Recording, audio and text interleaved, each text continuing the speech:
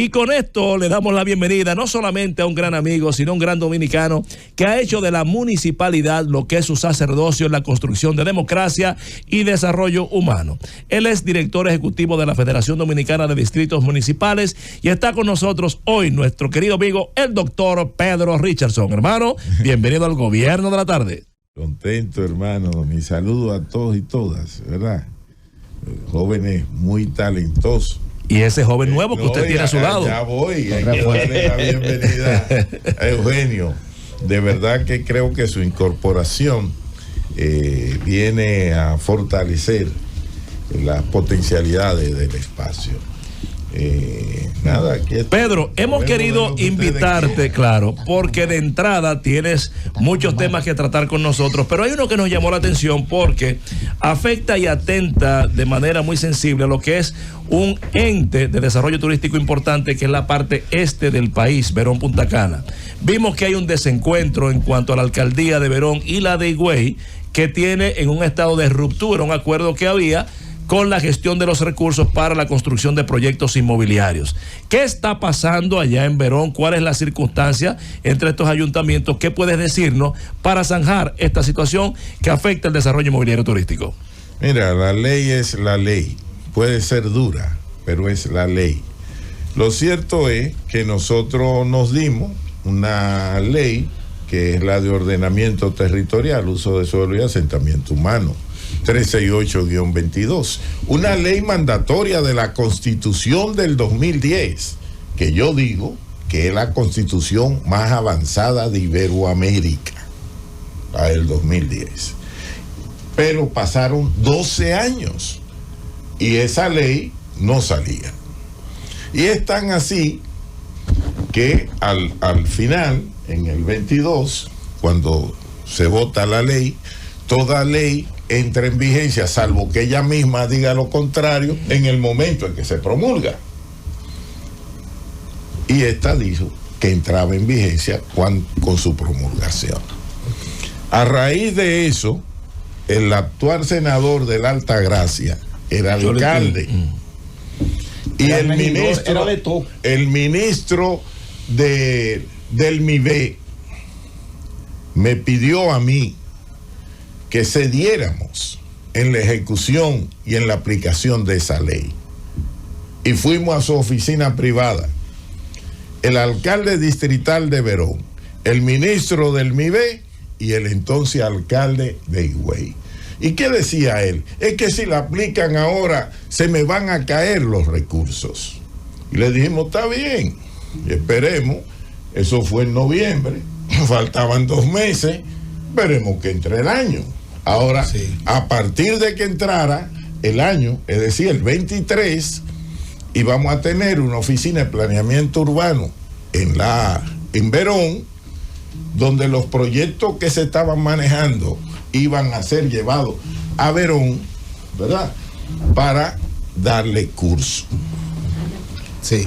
Eso, que fue un acuerdo que el ministro del MIBE me pidió y que yo acepté, porque yo pude decir que no. Aquí hay que aplicar la ley, hay que aplicarla. Pues tú sabes qué pasó, que el MIBE empezó a no reconocer los proyectos que llevaban desde los distritos, bajo el argumento de que el ministro de Economía, Planificación y Desarrollo en la MEPI había dicho que se requería un reglamento de aplicación. Oye, qué barbaridad. Y el reglamento dijo ahora, fíjate que en una semanal el presidente, alguien le preguntó y el presidente dijo, no, pero que para que una ley se aplique no se requiere reglamento. Y vino el consultor jurídico del Poder Ejecutivo, que es quien tiene que opinar en materia de ley, y estableció que eso no se requiere reglamento. Pero puntualmente, Pedro Richardson, el punto es que ellos no quieren compartir los pagos de los impuestos. Es que no hay que compartir nada. Hoy, ¿por qué tú tienes que dar lo que es tuyo? Tú sabes que las torres, esas torres que traían todos esos problemas en Cacana, esa torre. Por ejemplo, en un Palace están haciendo unas torres. Pagaron 400 millones. Y güey, sin recoger una colilla de un turista español, porque fuman mucho los españoles, recibió 200 millones. Oye, Richardson. Entonces ahora, ¿cuál es la realidad? Que la ley hay que aplicarla. Que nosotros tenemos, dice la ley, en función del censo del 2010, 24 distritos municipales. Míralo ahí.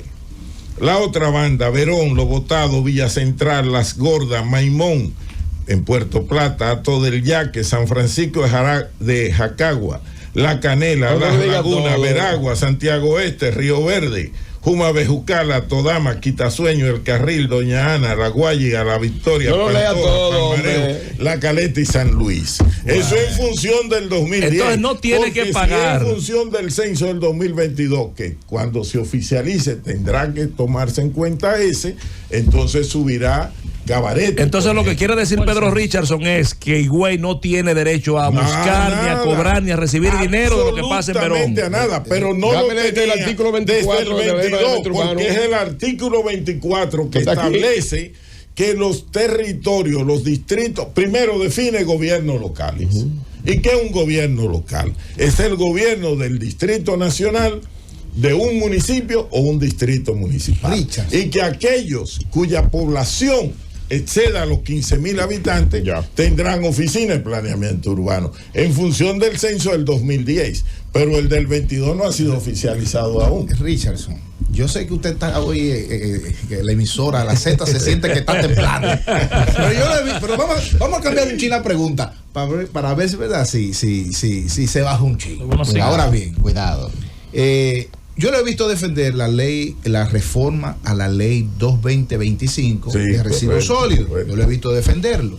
Pero hay opiniones de múltiples sectores que dicen que esta modificación pone en riesgo la sostenibilidad, la competitividad y la legalidad del manejo de residuos sólidos en la República Dominicana y podría reforzar el monopolio. ¿Cuál es su opinión? Mira, en eso hay algo de verdad, pero hay que decir también en abono a esta iniciativa que está en estudio en la Comisión de Medio Ambiente y que se han hecho propuestas muy enriquecedoras.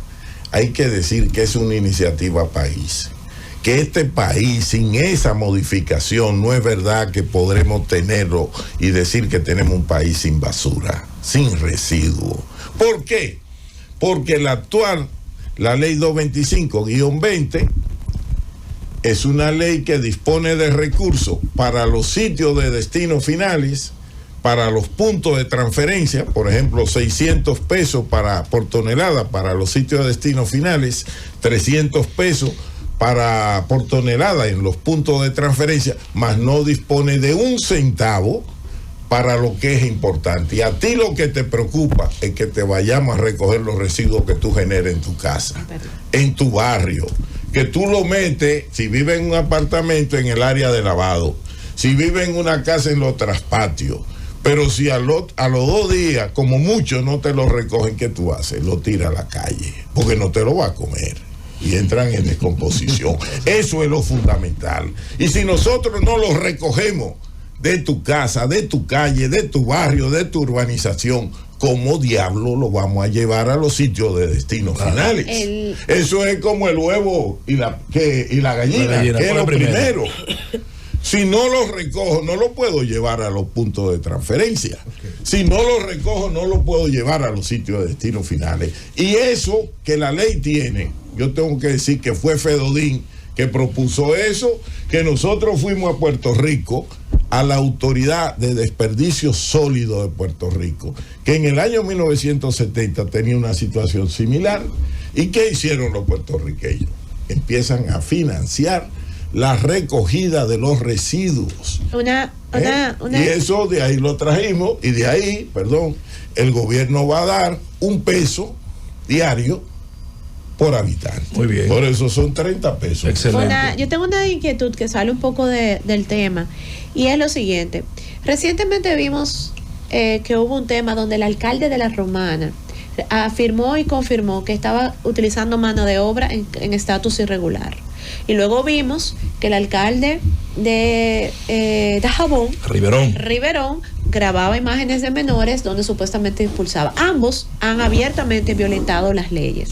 Mi pregunta es, ¿existe algún tipo de sanción o realmente efectivamente los alcaldes son libres soberanos de toda potencia extranjera? No, aquí todo el mundo tiene que estar sujeto a la ley, absolutamente todo el mundo, y debemos abogar por la dictadura de la ley, gustenos o no nos guste. Ahora hay realidades, te explico, que La Romana por un problema tenga que usar ciudadanos haitianos, porque son ciudadanos haitianos en estatus de irregularidad, eso no quiere decir que toda la municipalidad lo use. Hay también otros territorios que lo usan, pero la inmensa mayoría no lo usa. Y sabes tú, es un problema, y volvemos a la ley que mi hermano me pregunta. Si nosotros no tenemos recursos para la recogida, ¿tú crees que es justo que paguemos 2,000 pesos, 2,500 pesos a las barredoras? Es verdad que te trabajan 2 y 3 horas, pero esos son los salarios. Que los compañeros que están en aseo urbano lo que reciben son 4,000 pesos. Y empiezan a trabajar desde temprano, sin un guante, sin una mascarilla. 4 de la mañana comienzan a trabajar. ¿Tú crees que eso es justo? Entonces, si no hay dinero para pagar eso, aquí no es verdad que va a haber un país sin basura. Si no hay equipo, tú sabes que la flota vehicular nuestra, según la ley, deben ser camiones compactadores. Pero nosotros usamos camiones versátiles a cielo abierto que van esparciendo más desperdicio en las vías que las que llevan a los sitios finales. Y los camiones compactadores que tenemos son de cuando Cuca y Rostetán, de 30 y 35 años, y van tirando todo ese lisiviado en la calle. Entonces necesitamos camiones nuevos, como lo compró La Romana. Yo fui a la entrega. 3 hoy. Estamos conversando con el doctor Pedro Richardson, director ejecutivo de Fedodín.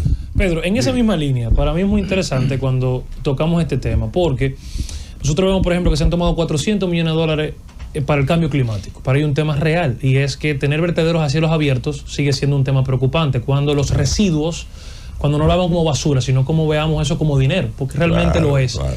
¿Qué tiene que hacer o qué está haciendo Fedodín o qué tiene que hacer con apoyo del gobierno central, lógicamente, y del sector privado, para que vayamos evolucionando, no inmediatamente, pero evolucionando a cielos abiertos, a plantas de tratamiento?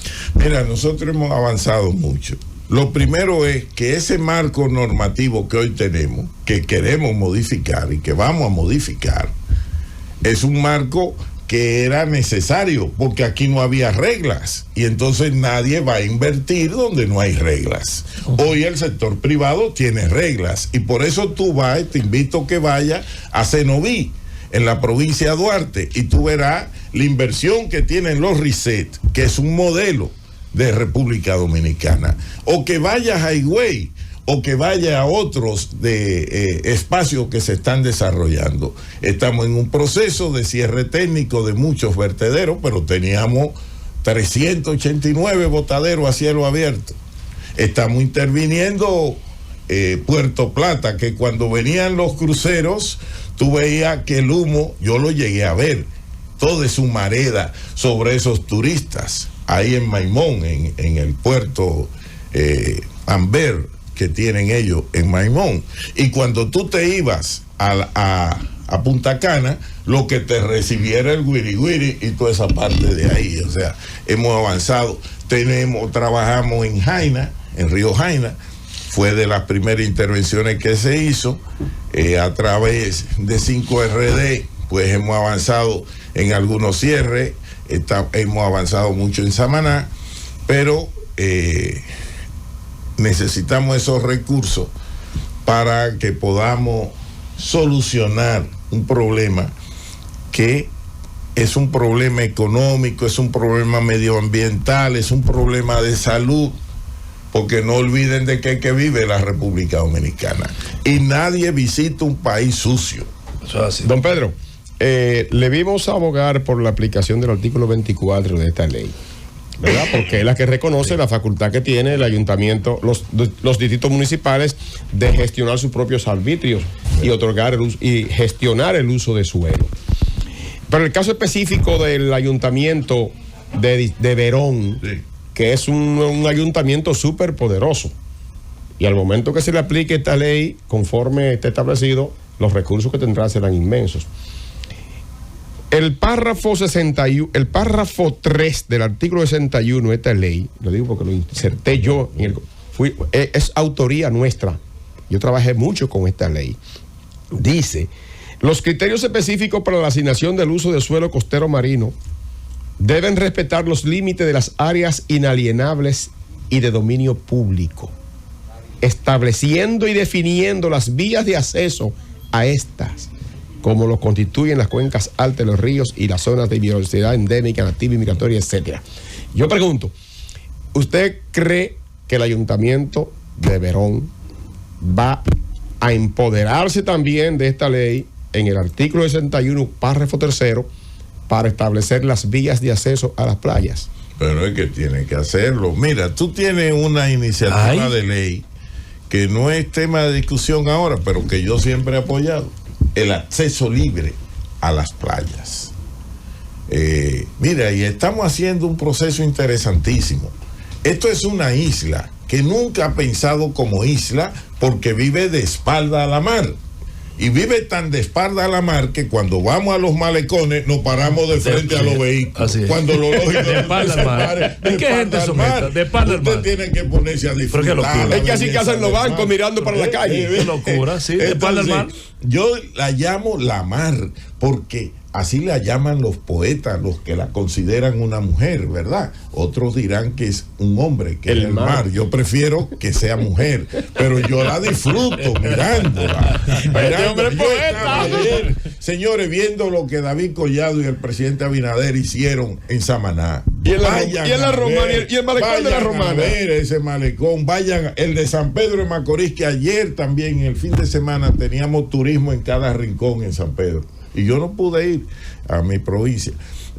Pero vayan a ver el rescate. Pero eso tiene que articularse, ¿tú sabes con qué? Con la gastronomía. Este es un pueblo que no come pescado, una isla, no, es insólito. Así es. Trujillo, es que es muy caro el pescado. Una flota pesquera. Una flota pesquera. Don Antonio Guzmán hizo un esfuerzo a través del IDECO. Una libra de botú te cobran como 900 pesos. En Boca Chica te cobran como 1,000 pesos por una libra de botú. 3,000 pesos. Y ahora no es. Estamos conversando con el doctor Pedro Richardson, quien es director ejecutivo de FEDODIN. Definido eso, ustedes iniciaron. Yo cuando vengo aquí no se quiere ir. De verdad que sí. Y si estoy hablando un tanto altisonante, se debe a que tengo algunos problemas de gripe y eso. Pero miren, ustedes iniciaron con un tema, una encuesta. Te la voy a preguntar ahora, pero permítame que le diga que la gente prefiere a Rafa Gutiérrez haga su intervención. Bueno, yo lo disfruto. Director, muchísimas gracias, de verdad que sí. Un joven brillante. Yo le tengo una pregunta y es justamente por un tema de que usted viene abogando en cada vez que usted viene al programa, en los diferentes medios de comunicación, y es sobre la ley, la 225-20, de que se tome en cuenta no solamente el destino final de los residuos sólidos, sino también que se tome en cuenta la recolección de los residuos sólidos y que una parte de ese presupuesto se vaya para la compra de camiones de parte de los ayuntamientos. Para eso, no para de que hagan otra cosa. Entonces la pregunta mía iba en el sentido de que, por ejemplo, nosotros hemos visto que en diferentes municipios de la República Dominicana, en Santo Domingo Oeste, por ejemplo, compraron una flota de 100 camiones y de los 100, 49 están fuera de servicio por falta de mantenimiento. Nosotros sabemos que en la República Dominicana hay una cultura de que el mantenimiento no es preventivo, sino correctivo. Entonces, ¿cómo haría esta parte de la ley para crear también una inspección técnica vehicular para esos camiones, para que después de que se compren, no duren 3 años funcionando y después estén abandonados? Es un tema de gerencia. Mira, yo creo en la tercerización del servicio. Y lo digo por experiencia. En una etapa de mi vida muy joven, yo fui responsable en gran medida del transporte público de la República Dominicana. Entonces, tú sabes las cosas que se dan en la recogida. tú tienes que te roban la batería, que te llevan el combustible. Son realidades que se dan, ¿eh? Sí, claro. Que tú te canibalizan los equipos.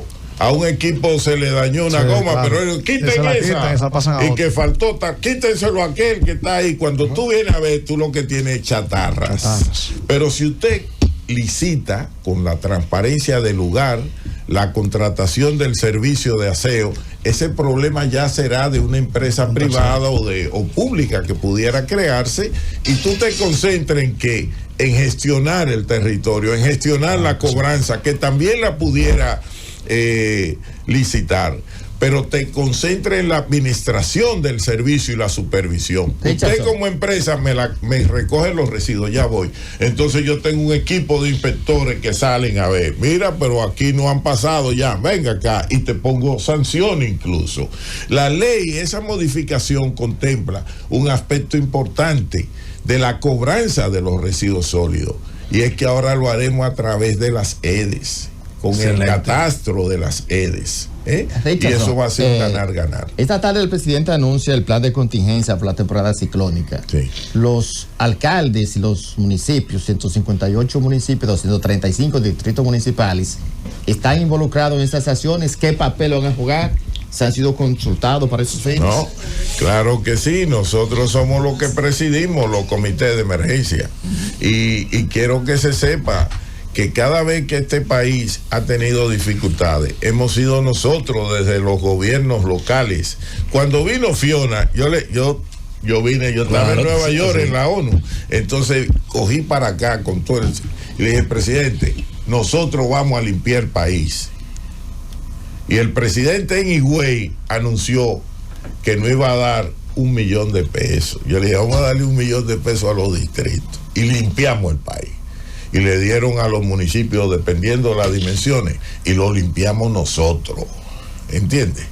Para que eso esté claro. Extraordinario. Doctor Pedro Richardson, con su permiso, vamos a hacer una brevísima pausa para continuar con este interesante conversatorio, ahora hablando de política. Y a propósito de política, ya que estamos fuera del aire, hay un recurso por ante el Tribunal Constitucional que plantea la habilitación del presidente Abinader. ¿Estaba usted de acuerdo con eso, sí o no? De Gobierno de la Tarde, en esta interesante conversación con el director ejecutivo de la Federación Dominicana de Distritos Municipales, FEDODIN, Pedro Richardson. Pedro, hablemos de política. Hay un hecho insoslayable y cierto de que dice el presidente que todos los presidenciales son buenos. Y entre lo bueno y lo bueno, bueno, pues lo mejor.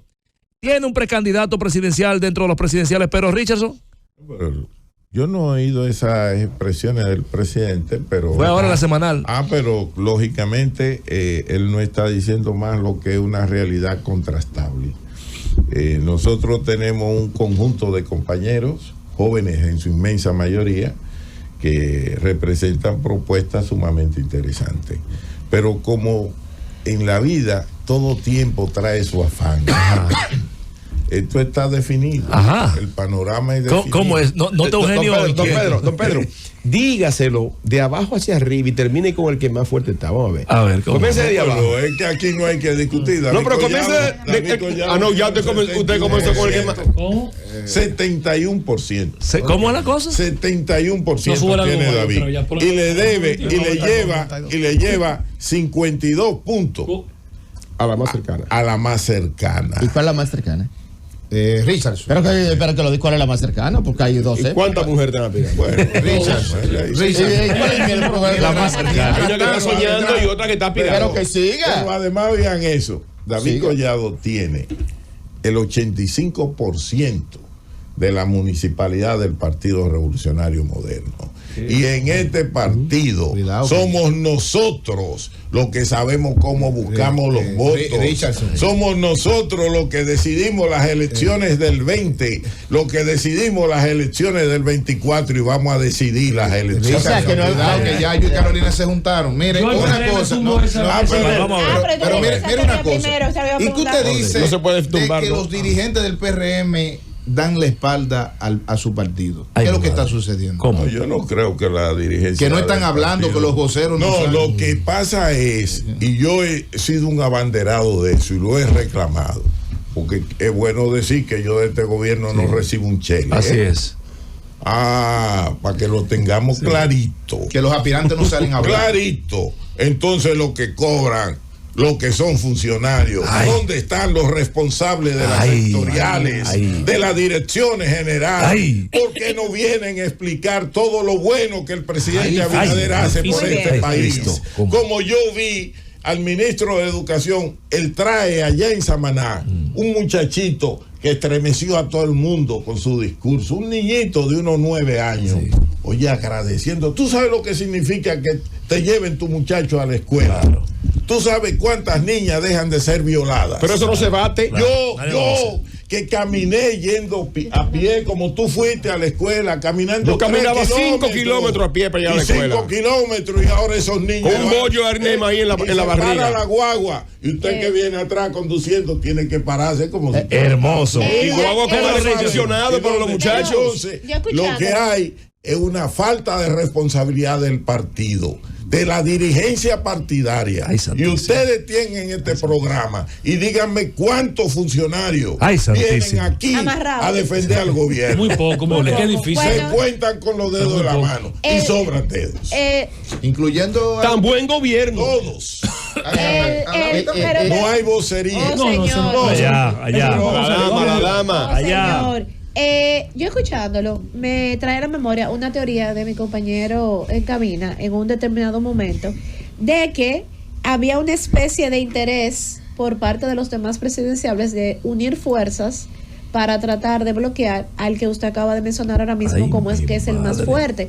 Y que de ahí partieron fotos y posterior endoso de apoyo que se dieron coincidencialmente quizás en una misma semana. ¿Cuál es su parecer de que realmente hay un temor a la figura de David Collado?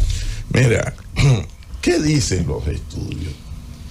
Y yo le digo a ustedes que el único que ha venido a este medio a decir los resultados alcaldes he sido yo. Sí, algún mérito debo tener. Así es. Si se juntan todos, David le gana 73, saca un 73. Pero no valen nada. Ay, Dios mío. ¿Y cómo? No, pero bájenle. Juntándose todos. Ahora, yo te puedo decir que ese escenario nosotros no nos preocupa porque cada quien es libre de decidir sus propias estrategias. Pero yo sé que ahí hay actores que van a terminar. Entonces, nosotros queremos una competencia democrática donde a esos compañeros les conviene llegar solos. ¿Por qué? Porque David va a ser presidente en el 28, va a repetir en el 32, pero ahí hay mucha gente joven que puede ir en el 36. Pero si no empiezan a hacer carrera. Yo siento una incoherencia y yo le voy a explicar cuál es la incoherencia. Desde mi parecer, y discúlpeme. Usted acaba de hacer un llamado a los líderes del partido que tienen presupuesto a defender esta obra de gobierno. Y le confieso que estamos en este medio ya diario. No he visto jamás al que usted dice que tiene un 70 y pico, 80%, defendiendo en ningún medio. Ay, mi madre. Absolutamente nada de este gobierno a David Collado. Lo único que lo he visto es hablando de números. Está bien, pero entonces los otros también están trabajando. Entonces, no es una incoherencia llamar a algunos y decir que David entonces es una excepción o una isla aparte.